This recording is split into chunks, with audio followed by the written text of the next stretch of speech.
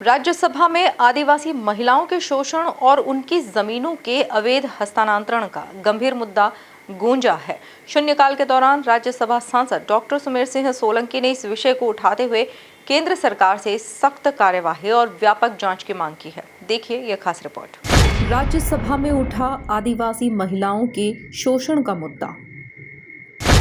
सांसद डॉक्टर सुमेर सिंह सोलंकी ने बुलंद की आवाज। विवाह के नाम पर धोखाधड़ी और जमीन हड़पने का आरोप।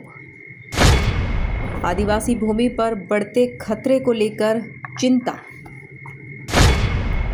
केंद्र से व्यापक जांच और सख्त कानून की मांग।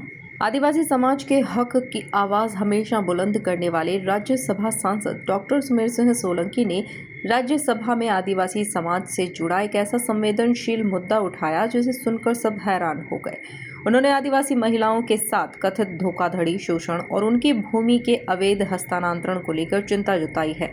सांसद ने कहा कि कुछ मामलों में गैर आदिवासी व्यक्तियों द्वारा आदिवासी महिलाओं से विवाह के नाम पर छल किया जाता है, जिसका उद्देश्य उनकी जमीन पर अप्रत्यक्ष नियंत्रण स्थापित करना होता है।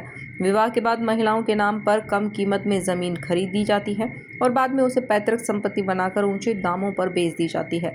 इस प्रवृत्ति को उन्होंने न केवल महिलाओं के शोषण से जुड़ा बताया, बल्कि आदिवासी समाज की भूमि पर भी गंभीर खतरा बताया। सभापति महोदय, नर्मदे हर माननीय सभापति महोदय, आज मैं सदन में देश के हमारे आदिवासी भाइयों और बहनों के जमीन से संबंधित महत्वपूर्ण मामले को सदन में उठाने के लिए खड़ा हुआ हूं।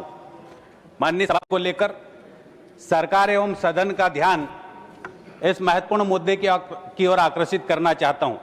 माननीय सभापति महोदय, आदिवासी समाज के लिए जमीन केवल संपत्ति नहीं है, बल्कि यह उनकी पहचान, यह उनकी संस्कृति और जीवन जीने का आधार है।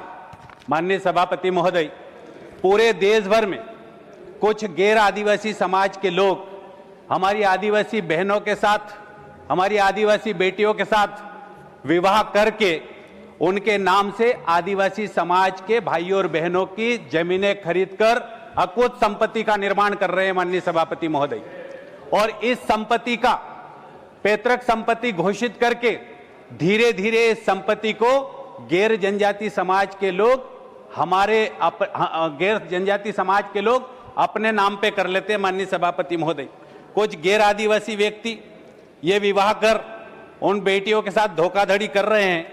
विवाह के बाद आदिवासी महिला के नाम पर औने पौने दामों पर ये जमीन तो खरीदते हैं, लेकिन बाद में बड़ी रकम के साथ इस जमीन को अन्य लोगों को बेचने का भी काम कर रहे हैं। माननीय सभापति महोदय,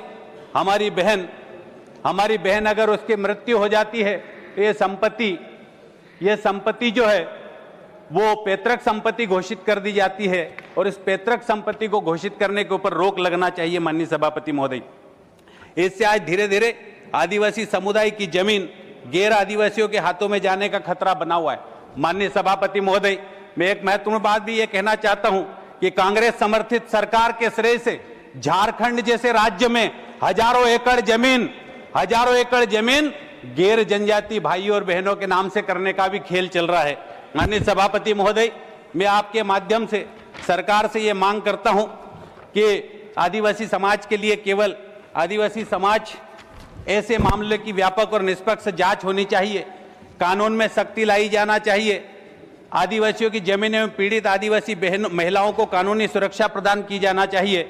और माननीय सभापति महोदय, जो विवाह आदिवासी जमीनों को हड़पने के लिए किए गए उनकी जांच होना चाहिए, और इस प्रकार की जमीनों को शासकीय राजकीय संपत्ति घोषित की जाना चाहिए।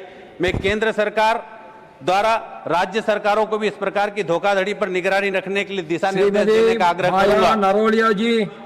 डॉक्टर सोलंकी ने कहा कि आदिवासी समुदाय के लिए सिर्फ भूमि आर्थिक संसाधन नहीं, बल्कि उनकी सांस्कृतिक पहचान, जीवन शैली का आधार है।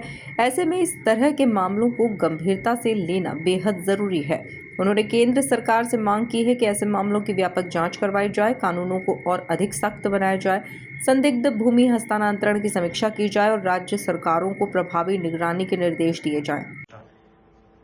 आज मेरे द्वारा राज्यसभा में शून्यकाल के दौरान देश के हमारे आदिवासी भाइयों और बहनों के संबंधित महत्वपूर्ण मुद्दे को उठाया गया और यह मुद्दा है देश में कुछ गैर आदिवासी समाज के लोग हमारी आदिवासी बेटियों के साथ विवाह करने के बाद, शादी करने के बाद उनके नाम से आदिवासी भाइयों और बहनों की जमीन खरीदते हैं, उनकी जमीनों को हड़पने का काम कर रहे हैं और ये शादी दाम्पत्य जीवन के लिए कानूनन स्वीकार्य है, लेकिन अगर उनके इरादे जमीनें हड़पने का है तो ये ठीक नहीं है।